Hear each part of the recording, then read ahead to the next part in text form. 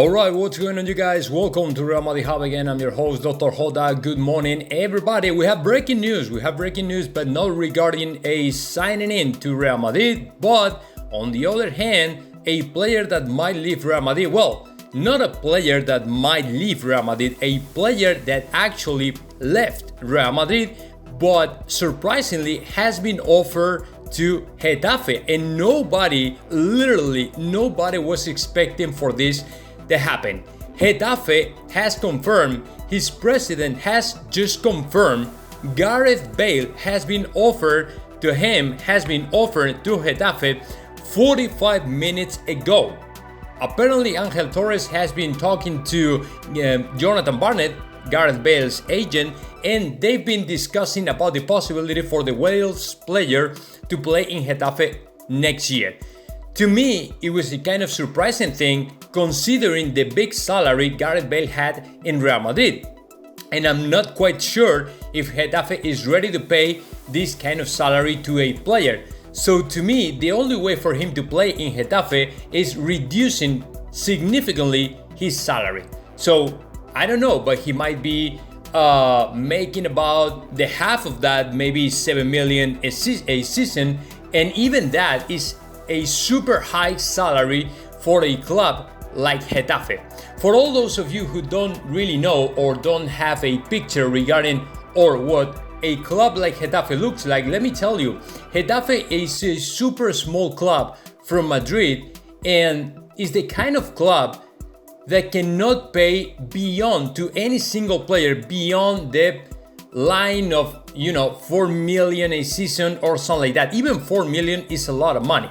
The thing here is Gareth Bale really wants to stay in Madrid, so that's why he was offered as well to Atletico de Madrid, which rejected the possibility for the Wales player to play in the Wanda Metropolitano next year, right? So to me, it's a kind of surprising news, but I'm not going to say no because everything can happen in soccer. But if he thinks about it, if Angel Torres thinks about it, that'd be a huge signing for Getafe next year. And as long as they can afford the player, man, it's about to see another surprise in the soccer spectrum. So let's see what happened. And now let's move on and let's keep talking about another player that might leave Real Madrid. That player is Dani Ceballos, and he might play for Betis next year. Apparently, as you probably know, all those Madridistas want to Ceballos playing in Real Madrid and extending his contract in Real Madrid, because as you know, over the last 3 to 4 months, the player has had the confidence and the trust of Carlo Ancelotti, and he's been playing incredibly good. His performances have been great, and in my opinion, he has more chances than ever to stay in Real Madrid. Problem is, again, if he feels he won't have the continuity in the starting 11, I don't think he will extend his contract in Real Madrid. And on the other hand, he might change and go and play in Betis because it's pretty sure that he will play there the 100% of the games, right? So to me, there's only 10 to 20% chances for him to stay in Real Madrid right now. So let's see what happens. But in my opinion, Ceballos will move to Betis next year. Another player that might leave Real Madrid is Luka Jovic, and the Serbian player apparently is pushing hard to Real Madrid to sell him right this year, right quick. And the reason for that is because the player really wants to play, and regardless the team where he's going to play in, he just wants to leave. And in my opinion, Real Madrid really wants to sell the player, but is still waiting for the right offer to come through and go ahead with that, right? So there's no doubt, there's no question about Luka Jovic and his future, because everybody agrees the player, both of them, the player and the club, he has to leave, but they are still waiting for the right offer, like I said. And now let's move on and let's start to talk about signings. The first one and the most important one is about Tchouameni.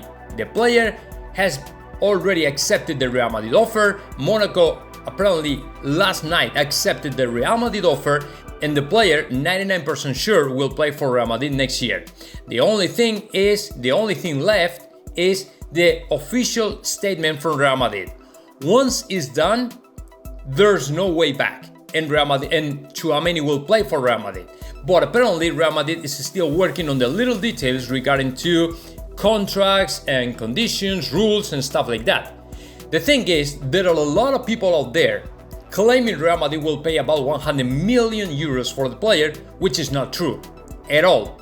Apparently Real Madrid will pay at most 80 million plus 20 in different incentives or bonuses or things like that, but that might not reach that amount of money, might not reach the 100 million euros that people are saying right now.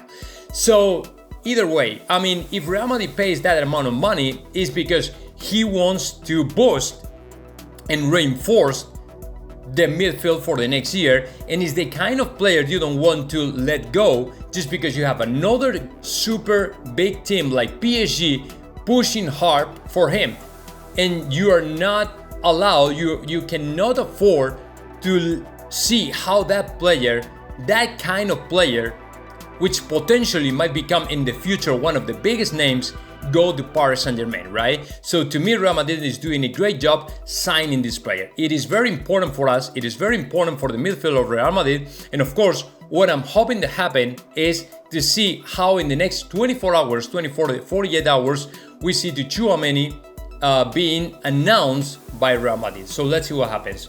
And then in terms of, regarding to Gabriel Jesus, we have a big problem, and that big problem is about the non-European players that play already in Real Madrid. I'm talking about Vinicius Jr., Rodrigo Goes, and Militao, right?